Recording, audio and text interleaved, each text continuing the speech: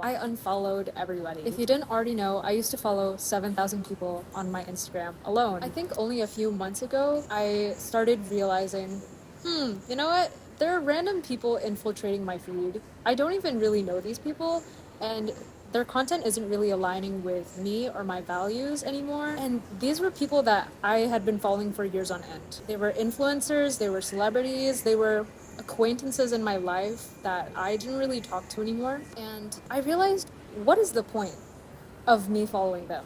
Because I'm giving them my time and my attention, but I'm not really receiving anything of value back. So I decided to start unfollowing everybody, every single one of them. And honestly, it was a bit daunting at first because, oh no, my acquaintances, what are they gonna think of me? Girl, they're barely in your life. So honestly, people's opinions of you after they unfollow you, that's just very petty and quite frankly a very trivial thing to be upset about. So if they are upset, it's really their problem. It's not yours. So yeah, I just wanted to encourage you, it's okay to unfollow people who don't align with your values anymore.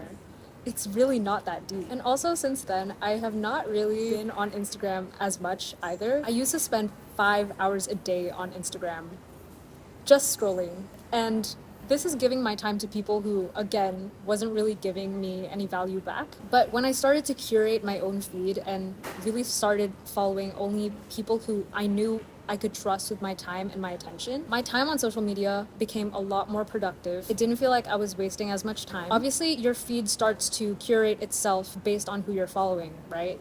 So again, the content was actually aligned to what I cared about. But even then, try not to spend so much time on social media, because what is it actually doing for you? I feel like I have been more influenced by my friends to stop spending so much time on social media and really reduce my screen time. Because even though my time on social media is a lot more productive, it's still time on your screen, rotting in your bed, probably, and procrastinating on something you should be doing. It's still time kind of lost, you know? Even though it's more productive, it's still not the most productive thing you can be doing. And sometimes bed rotting is fine because like you really need that rest and relaxation. But when you're doing it so many hours of a day, 5 hours a day for me, again, by the way, it really takes time out of your own life. And that's why I started using Opal. This is not sponsored, by the way, but Opal calculates how much time you have lost from your life from social media alone, from all these apps that you find distracting. And I found that extremely helpful. So if you want to calculate how much time you've lost from your life, use Opal. But anyway, you just have to realize that your time can be spent on much more productive things. But anyway, I started to restrict my time on Instagram. First was a 30-minute time limit each day, and that was fine.